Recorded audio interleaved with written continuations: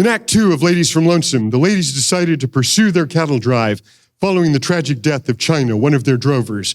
With Ben and Dusty continuing as outriders, the drive braved swollen rivers and evaded potential thieves to arrive at the railhead. Along the way, love blossomed between Rose and Dusty, and a kind of like between Lily and Ben. But danger in the form of a phony sheriff and his gang have tracked them every step of the way. At the moment of their greatest success, flush with money from the sale of their cattle, and Rose and Ben hitched, thanks to defrocked preacher turned cook Jake, who looks like Jack Elam. The sheriff springs his trap, stealing the ladies' hard-won cash and kidnapping Rose. And now, Act 3 of Burt Kennedy's The Ladies from Lonesome gallops to its conclusion.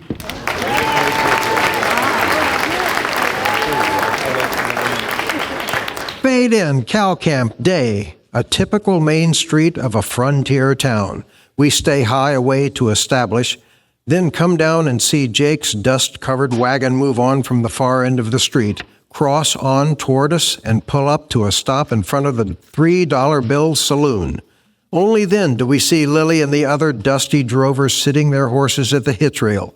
Jake's wagon has no sooner pulled to a stop when Ben Dunstan pushes his way through the bat-wing doors and moves to Lily and the others.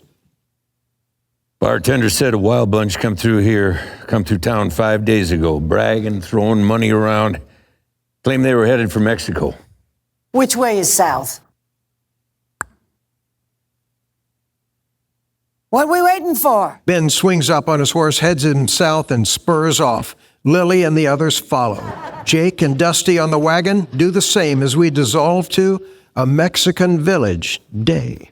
A string of burros is being herded up the main and only street of a Mexican border town. We search the scattering of low adobe buildings facing each other across the dusty, chicken and pig-strewn street.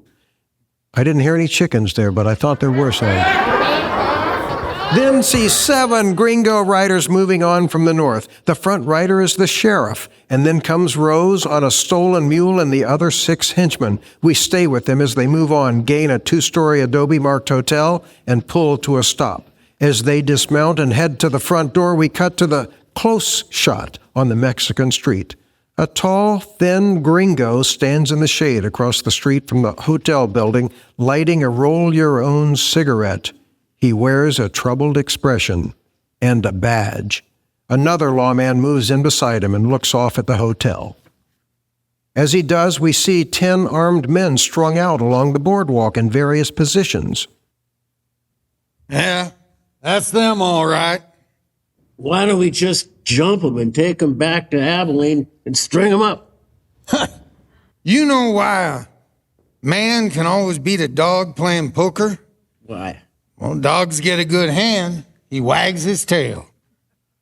Now we got a good hand. We're gonna sit on our tail. And we cut to the river, medium shot, a sudden shower of water as 7 horses and a wagon plunge into the river and storm toward the south shore. We stay with the riders as they plow their way through the water. Then, as they gain the near bank, a group shot. Ben and Lily are the first to cross. They pull their horses to a sliding halt and sit waiting for the others. Yeah, it looks like they crossed here. Only then do we see the Mexican border village in the near distance. Stay here. I'll go have a look. Ben, be careful. A tender moment of understanding. As we intercut with the pair, they lock eyes and hold. And we see a mixture of concern and love in Lily's eyes as they sit back down in their chairs. Ben sees it too. We hold for a magic moment. Then Ben smiles and swings his horse around and takes off at a half run. Cut to the Mexican village. Day, close shot. The tall lawman across the hotel turns and looks off to sea. Ben has his eyes on the horses tied in the front of the hotel as he moves up the street at a dead walk. A moment later, he pulls his horse to a stop in the center of the street. Well, if I were you, mister, I'd keep moving on. Well, I can't. Looking for 7 men and a woman. Well, they're over there in the hotel. Friends of yours, are they? The woman is.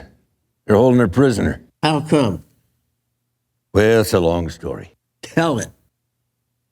But she was riding for an outfit, pushing cows to market. On the way back, them 7 jumped the train, took her and the cow money. And we've been after them ever since. Well, that is a long story, but very well delivered. I like that. Thank you. But it could have a happy ending. The long lawman jacks around into his lever-action Winchester. Come night, I plan to scald those no-gooders out of here. What about the woman? You throw down on them, it could go hard for her to stay alive in there. That gives you till dark to get her out. Her out. That's what I said, her out. Oh, they said it out. A troubled moment of decision for Ben. As he throws a look high off across the street toward the hotel to see the 7 gunmen stationed at upstairs windows. Tension mounts as we intercut to build suspense. Then Ben suddenly spins his animal and digs his spurs into the horses. A roar of gunfire as Ben storms across the street, heading for the front door of the hotel at a full run. Bullets scream on all sides as Ben crashes his horse through the front door in a shower of glass and splintered wood. We cut to the hotel lobby. Full shot, a panic-stricken hotel owner behind the desk reaches for the sky as Ben brings his horse crashing into the lobby, spins the animal and fires at one bad guy after another as they come outdoors on the landing above and are driven back into their rooms by Ben's gunfire. High, wild action as we intercut to build the gun battle. Then Rose dives through the open door at the head of the stairs, the canvas bag of money in her hand. No sooner out. Ben! She throws the bag down to Ben, who catches it and blasts away at the one called Sheriff, who ducks out the door and makes a grab for Rose, but Rose is heading down the stairs toward Ben. Next moment, she swings up behind Ben, who continues to blaze away for a wild moment, then together with Rose storms out through the broken front door. Ben and his animal have no sooner cleared the front door with Rose when the posse across the street opens fire at the hotel, giving cover fire for Ben to get the hell out of town with Rose. We cut to the riverbank, day, full shot. Lily and the others look off at the oncoming Ben and Rose. A moment later, Ben drags his animal to a sliding stop and swings Rose down to the ground. A joyful reunion. Now Dusty crosses hurriedly on and takes Rose in his arms, smiles all around as Ben swings down and joins the group. Only then does he throw the canvas bag of money to Lily. Dissolve to camp, medium shot, night. In the light of the roaring campfire on the riverbank, we see Lily once again at her makeshift table, paying off the trail crew. One after another comes up to the table to be paid off with the money and a smile. They are still being paid as we dissolve to the camp at night, a 2-shot. Ben and Lily are hunkered down by Jake's wagon drinking coffee. It's always coffee with you guys. There's no booze on this trip. I've never been on a ride where there's no tequila. Ben and Lily are hunkered down drinking coffee. The others are bedded down for the night. All is peaceful for a long moment, then the roar of distant gunfire erupts from the direction of the Mexican village. Well, it seems that sheriff fella was wrong. He's going back to Abilene whether he likes it or not. Cut to the Mexican hotel, night, full shot. The hotel is on fire as 3 of the bad guys make a run for it through the smoke-filled, shattered front door of the hotel and are shot down by the tall lawman and the posse. They have no sooner fallen when the sheriff comes out with his hands up and crosses the street. The lawmen are moving in to surround him. Smoke and flames as we cut to a 2-shot. All is sudden silent as the gunfire dies in the distance. Ben and Lily trade a look. Then a cow bellows. From off in the distance. A cow.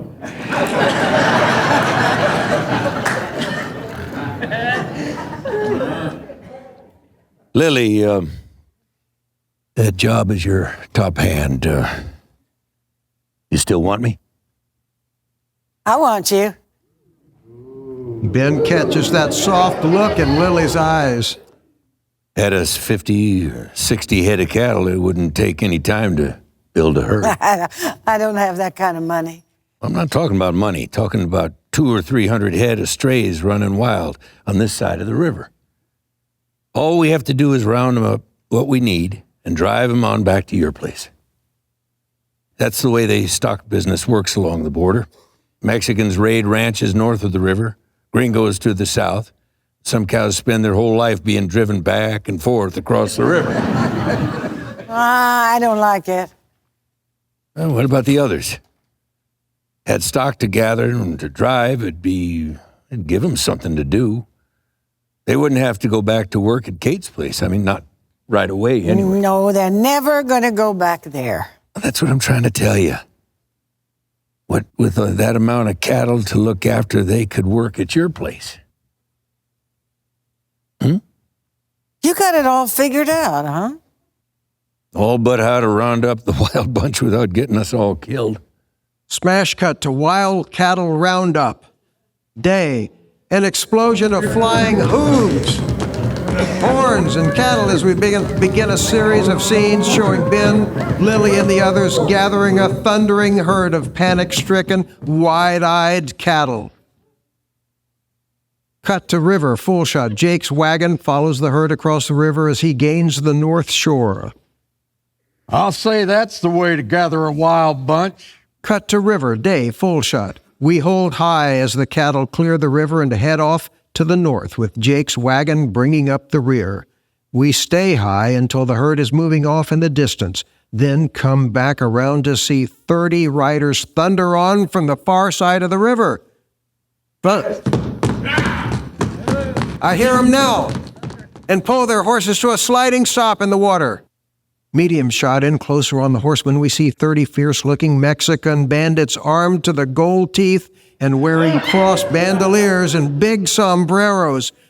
The front rider, obviously in command, is named Indio, and as his lathered animals dances a nervous half-circle in the water, he swears in Spanish and then... Cabrones!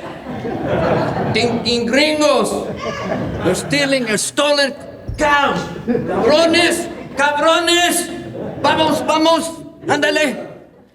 Looking down a distant hill, we see the one called Indio motion his men forward, and the 30 riders start across the river at a run, and we dissolve to a full shot. We track the herd of cattle as it moves north, flanking the river, Dusty and Rose riding drag. Through a cloud of dust from the cattle in Jake's cook wagon, we push in on Rose and Dusty as they ride with kerchiefs over their faces and heads lowered to fight off the dust. It's a hell of a way to spend a honeymoon. Before Rose can answer, something off-screen catches Dusty's attention.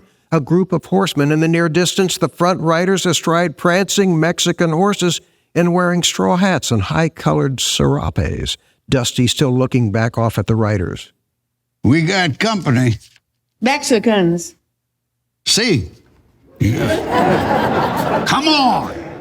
Dusty spurs off at a dead run. Rose's horse tucks under and follows. Full shot, wild, high action as Dusty and Rose make a wild ride through the cattle. The noisy cattle as they ride through the cattle. A moment later, they drag their horses to a sliding stop alongside Ben riding point. We're being followed. How many? Oh, I can't tell.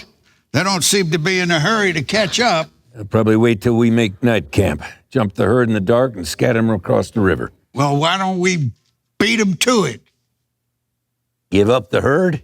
No, we're driving stolen cows, Ben. Oh, well, depends on how you look at it. Well, if they catch up to us, they'll see us hang, Ben. Then we better make sure they don't catch up. How do we do that? We'll swing north, ride out the night. According to Lily's map, morning should put us in the middle of Comanche medicine country. I doubt they'll follow us there. Well, ain't that like drowning a dog to get rid of the fleas?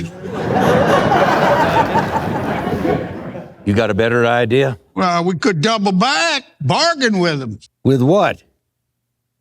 Women. What? Women? 4 of us. We'll let them catch up. Come night, we'll break out the whiskey and music, dance with them, show them a good time. While we're at it, you 2 and Jake can sneak around and run off their horses. A bunch of Mexicans on foot with their pants down are not going to give us any more trouble. Ben, tell her that's a bad idea. The hell it is. Well, I'm not going to have my wife... Much longer if they catch up with us. Hang one, they'll hang us all. Well, I'm not talking... Ain't that right, Ben? No, I ain't talking about right. Talking about wrong. It will be if you boys don't get those horses run off. We'll do our part. We're good at it. Now, go tell Jake to break out a jug of whiskey. We hold on a troubled Dusty as we dissolve to a party. A loud party at night. In the flame light of a huge bonfire at the edge of the river, we hold on the Mexican leader called Indio as he lets out a yell. And we come high away to the strains of the Mexican head dance, played with an out-of-key trumpet. The drunken party is obviously in full swing. Rose, Lily, and the others, dressed in colorful serapes and little else, flash bare legs at the staggering Mexicans, and they play tag dance, each wanting a shot at the ladies. Lily's girls are good at dancing and dodging grab-ass drunks, so a wild time is still being had by all. We stay with the action, intercutting to see the drunks trying to drag the women beyond the flame light. Some do, some don't. As we cut to the picket line at night, shooting off of the backs of the horses tied to a makeshift rope picket line, we see Ben, Dusty, and Jake making their way toward the picket line at a low, bending run, the dancers in flame light in the near beyond. As the boys gain the Mexican horses, they quickly untie one after the other. This done, they clear their guns and start firing in the air. Wide-eyed panic as the horse screams and scatter in all directions. More confusion as the loud, drunken Mexicans drop their women and take off on a dead run trying to catch their horses, some in long johns, some tripping over their fallen pants. As they go, Ben, Dusty, and Jake are enjoying the drunken stampede as they back away into the darkness after the runaway horses, and we dissolve to morning at the river. We catch a fleeting glimpse of a naked Rose as she jumps into the river. Only then do we see Lily, Bertha, Reba, and the others splashing around in the water. We cut to the riverbank, morning, full shot. Jake's wagon is parked near the river overlooking the naked women swimming below. The herd grazes nearby. Jake is sitting on the spring seat of his cook wagon, throwing furtive looks down off at the ladies. I love to go swimming with bow-legged women and dive between their legs. During this, we come down and see Ben and Dusty leaning against the side of the wagon, their backs to the swimmers. You don't sound much like a minister to me, Jake. An ex-minister. You know, that Bertha ain't half bad looking floating on her back. Looks like a whole mountain range drifting downriver. I think the women and cattle have soaked long enough. Get them out of the river and dress, Dusty. I'll saddle the horses. But Ben... Just do like I tell you. A troubled Dusty heads for the river as we dissolve to the trail. Day. The herd is on the move again, with Ben riding point, Lily and the others working the flanks with Jake's cook wagon bringing up the rear. We stay with the drive, intercutting to establish one and all. Then we go close on Ben as he pulls in, half stands in the stirrups, and looks off to see 10 riders heading straight for Ben, some wearing canvas dusters, all wear troubled expressions. Now the front rider gains Ben and pulls to a stop. We'll call him Masters. Who's the boss of this outfit? I am. Well, if I was you, I'd turn that herd around and head back the way you came. How come? Comanche. I thought the soldier boys were going to run them out of the territory. Well, they did. Chased them across the river into Mexico. Dogs, squaws, and all. Once they got down there, the federales jumped them, drove them back across the river. They've been raising hell all along the border ever since. Well, can't say as I blame them, caught in the middle as they are. I felt the same way before they burned me out. Problem is, they're not only caught between, they're starving. Comes down to that a man will do just about anything to survive. Like I say, mister, if I were you, I'd turn tail. I can't, Masters. You mean you won't? I mean, I can't. These cattle mean too much to us. It's your wagon. Good luck to you. Masters lets that sink in, then swings his horse around and spurs off. The others follow. Ben and the others watch him go as we dissolve to night camp. Heat lightning dances in the horizon as we hold high away on the cow camp. In the flickering flame light of a scattering of cook fires, we see Jake moving around, pouring coffee for one and all. Medium shot in closer on one of the fires. We see Ben, Lily, Dusty, and the others. Enjoy your coffee. We'll be making cold camp till we get to Lonesome. We'll stay to the river as far as we can. Shallow as it is, we can keep the cattle in the water. There won't be dust and what with the river working its way through the high banks and canyons. We can stay out of sight. We wouldn't be leaving any tracks so they can't cut our trail, come at us from behind. Now, if we're lucky enough to make it to the Big Bend country, we can make a hell-bent run for Lonesome. Well, we'll cut out a Judas bull, put a rope around him, and lead them up front. They'll follow. What if the river runs deep? We'll swim till it shallows again. I ain't had much luck in rivers. But like Dusty says, it's worth a try. Cut to the river, day. Looking down from the rim of the canyon, we track the herd as it snakes its way upriver. Ben rides Bull Point. Jake's wagon brings up the rear, hub deep in water. Lily, Dusty, and the others flank the herd. They, too, keep their animals in the river. Belly deep in water, the cattle move on, splashing through the river. Rose leans half out of the saddle, helping a calf keep its head above water. Jake drives the chuck wagon. We stay with the river drive, intercutting with Lily, Ben, Dusty, Rose, Bertha, and the others. Bring the action to a colorful crescendo, and then we cut to Big Country, day. 3 dust-covered cavalry officers explode into view over the crest of a sand-swept ridge and drag their horses to a long, sliding stop. As the dust from the animals clears, we see Captain York, who we met earlier, flanked by a young officer. York is looking off down the slant with field glasses. The bend of the river is at the near beyond as a large band of mounted Comanches, followed by their women and dogs, moves along at a dead walk. The troubled captain lowers the glasses and hands them to a young officer beside him. Beyond, we see 100 cavalrymen strung out in a column of 4s. They look pretty beaten to me, Captain. They will be if we hit them again. Drive them across the river into the Sonoran Desert. They spend the winter there, they'll starve. Poor bastards. All right. To your post, gentlemen. The 2 officers spin their horses and spur off toward the troops at a full run as they shout commands, forming a line of skirmishes.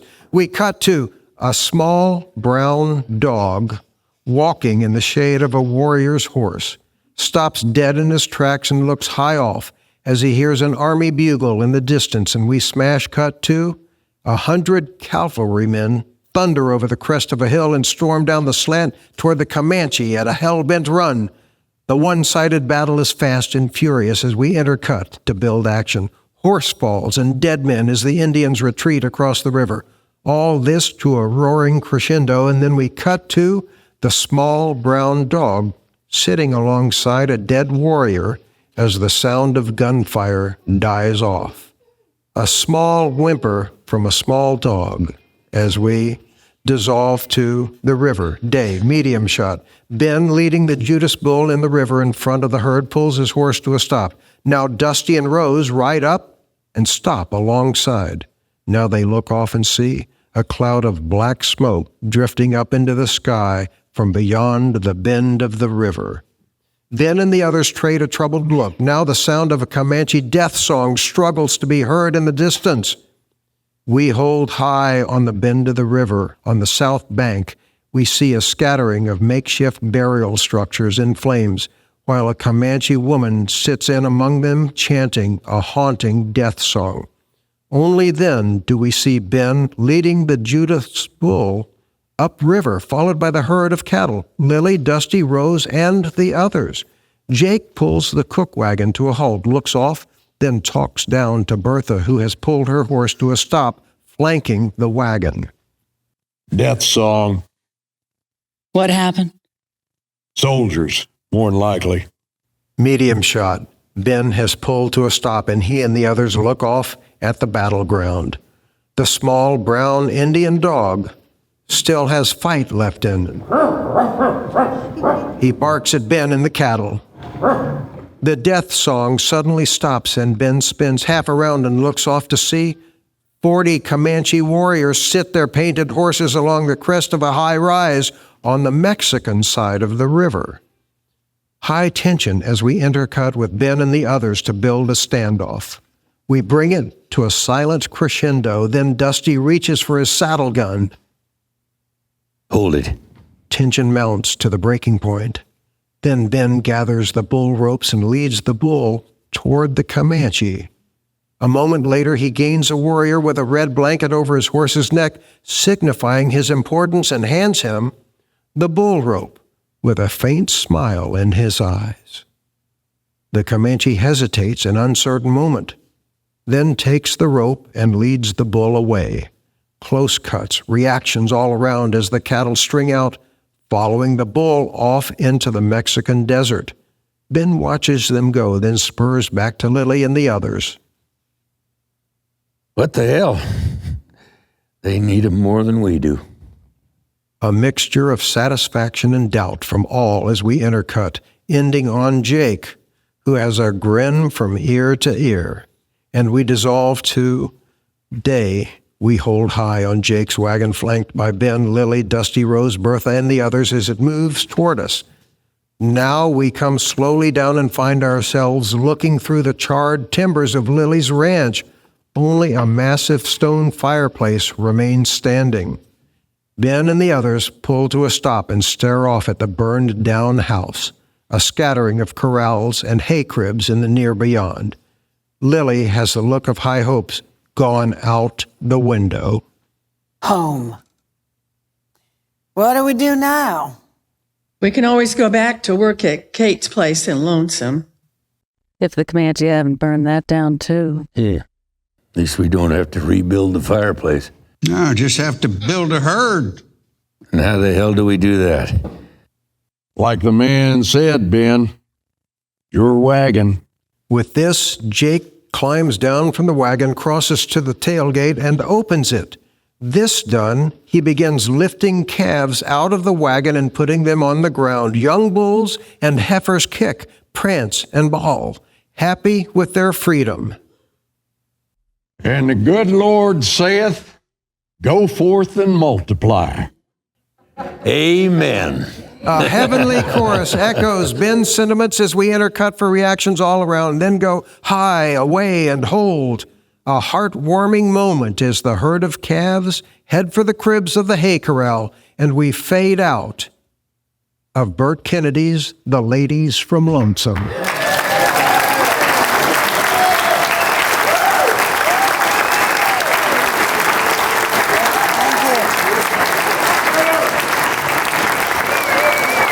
I should get my hat.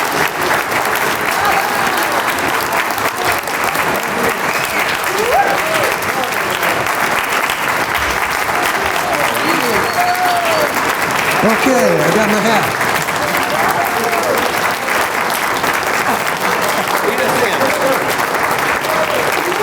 Thanks, guys. Okay, figure it out.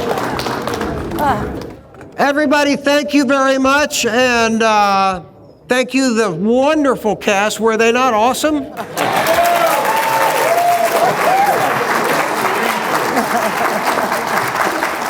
this was a refill. Bruce said that at 3 o'clock we're going to do it again right. One more time.